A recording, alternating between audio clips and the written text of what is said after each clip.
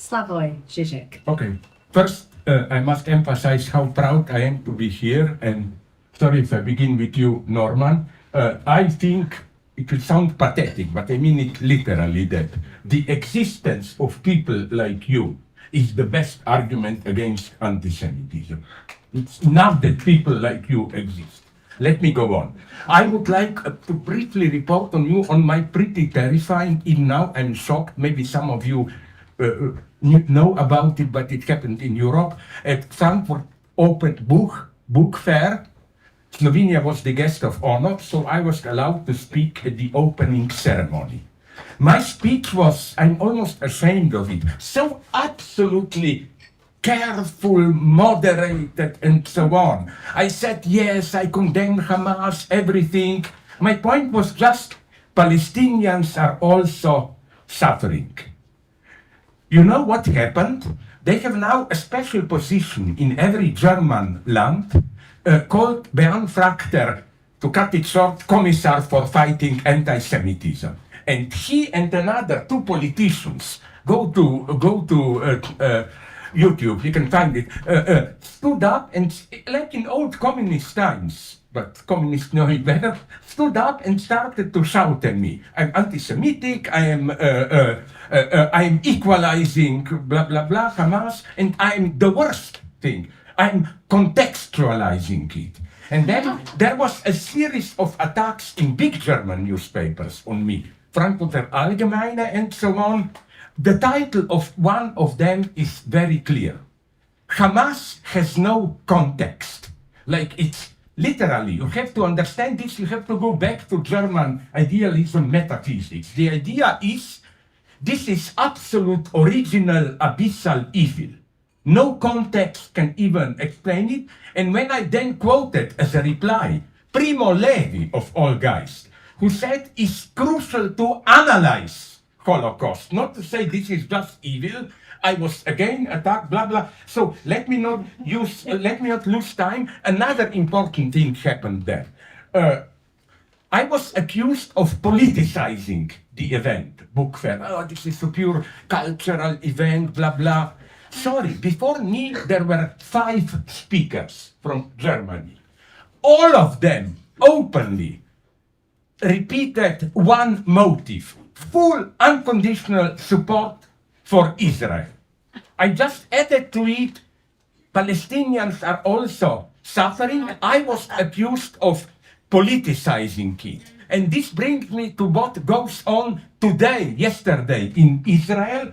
You know, Anat Matar, the professor of philosophy there, is now very sad thing, because she made some for Israel establishment problematic statements. Okay, they want to fire her at the university, but 2 things are ominous here. First, students protested against her. I think the same thing I noticed in Reagan's time when I visited Berkeley. Professors were usually old 68 guys, much more progressive than students. And I don't know how it is here, but all around Europe, the younger generation of men mostly is getting absolutely more reactionary. The other thing, Anat Matar's thesis that every ethics is grounded in a political decision is fully justified here. Because you see, what happened in Frankfurt is when they claim, no, the first guys who preached total support for Israel, this was totally apolitical, just compassion and so on and so on. No, such depoliticization of judgment is politics at its dirtiest. Let me go on. Do I have 2 minutes? 3. Oh my God, you are getting soft, generous. Okay, let me go on. The fiasco of German philosophy as an answer to all this attack in corner with them against me, Jürgen Habermas, as close as you can come to a German state philosopher, and 2 other of his followers wrote a public letter. They don't mention me, but I have my KGB agents there. I know what was going on. Against me, claiming, no, unconditional, the usual bullshit. Israel, the only democratic society in the Middle East, and so on and so on.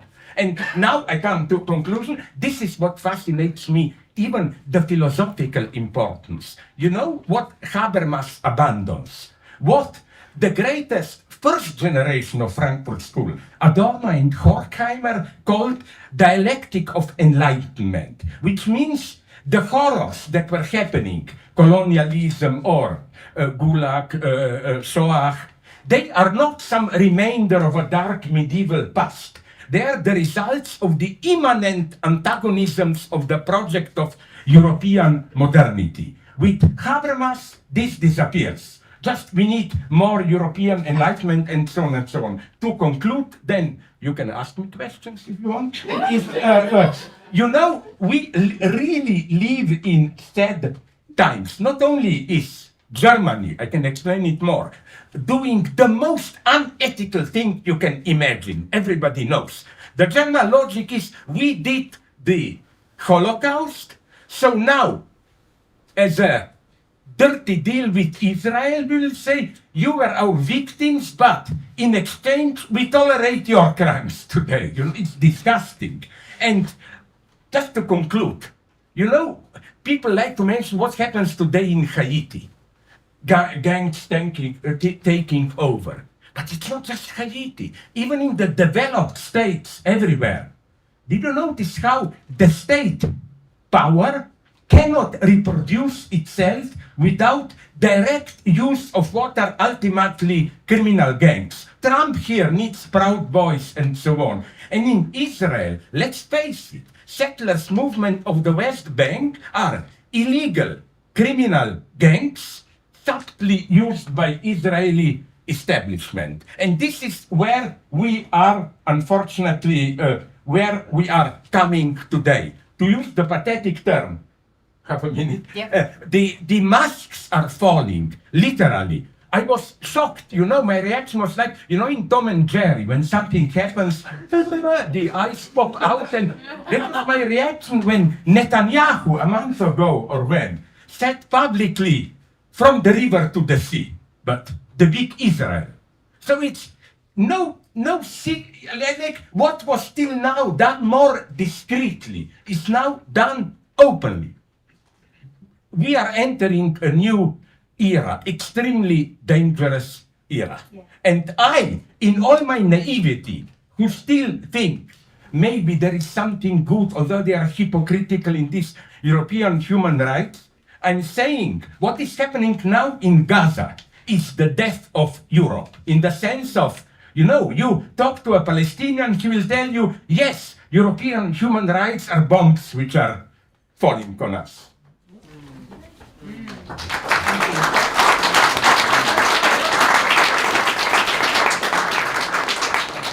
Given that the Western world, which continues to regard itself, even though that kind of idea is falling apart before our very eyes, still continues to regard itself as the kind of, moral arbiter of what happens in the world, what are we to make of the need for a moral reckoning, of the failure to have protected the thousands and thousands of innocent people in Gaza? Crucial question. I would like just to make some brief remarks so that I don't get lost. First, that problem about 30,000 dead and so on, I think it's not just a question of data. Even the Western media don't deny this data. But there is, especially in Germany, but also in other states, there is one mode of interpreting it, and in Germany it's legalized. Even the relatively moderate Minister of Culture, I would call her Minister of Barbarism, Claudia Roth, she explicitly said the rule. She said, you can literally, again, I had a Tom and Jerry reaction. She said, yes, we can talk about Palestinian suffering, but we should make it clear that ultimately it's Hamas which is responsible for it. So it's as if, Hamas is engaged in a big suicidal operation and Israel just somehow got caught into it, This has to be changed. And also, to change, as it was pointed out, this public perception is crucial.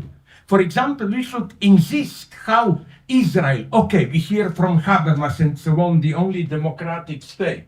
I'm sorry, but a month ago or when Netanyahu justified the opposition against a two-state solution, which meant big Israel from the river to the sea, he said it's the only democratic solution because, I don't know if this is true, but he quoted some statistic that now almost 90% of Jews there in Israel are against it. I'm sorry, but if you take into account all the area controlled by Israel, it's almost 50-50. There are just a little bit more maybe Jews than Palestinians.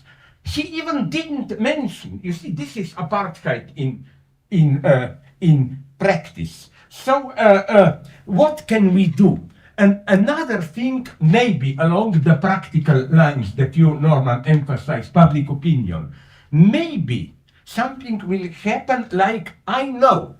Maybe I helped a little bit to push into up their asses with some of my influence in Slovenia, but I learned from reliable sources that now, till the end of June, July, Spain, Ireland, and this is very nice here, my small influence comes Slovenia, and, okay, it's not the greatest state in the world, Andorra, will publicly recognize Palestine. And these small signs that you, Norman, mentioned, didn't even a guy whom I would not trust my mother to his house, David Cameron, at some point mentioned maybe we should... Secretary of the United Kingdom. Yeah. And you know what's now this political situation in the United Kingdom, no? You had one big central right-wing party, it's called a Labour Party, then you have some more crazy right-wing party and...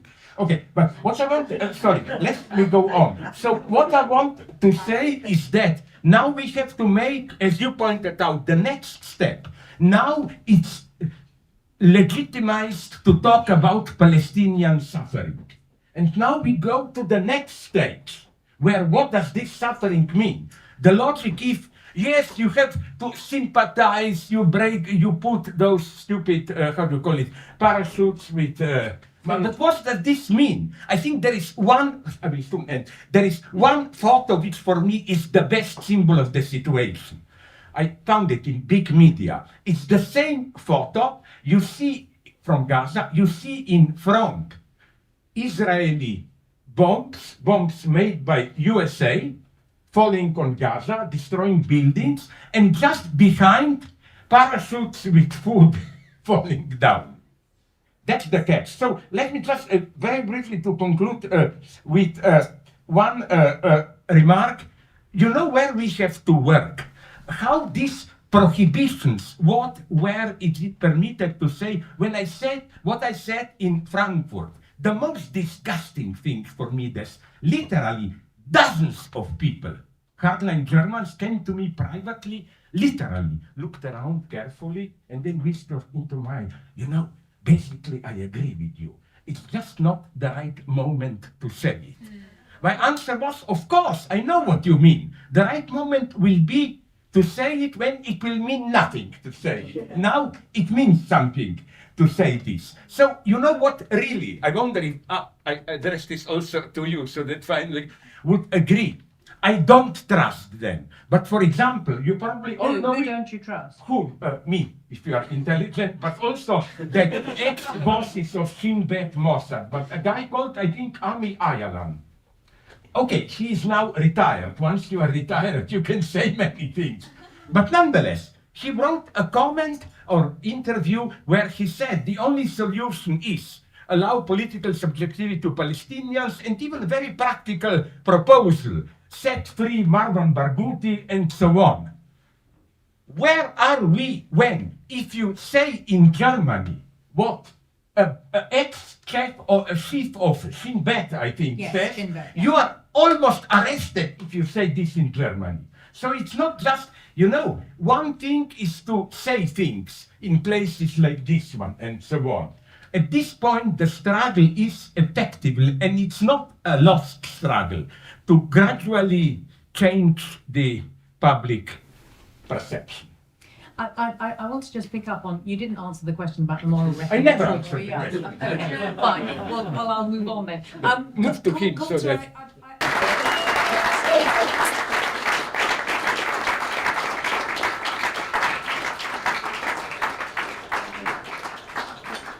And I didn't say thank you to the panel. That was so rude of me. Norman Finkelstein, Mouin Rabbani, Slavoj Zizek, and Colter Louwerse. Thank you very much.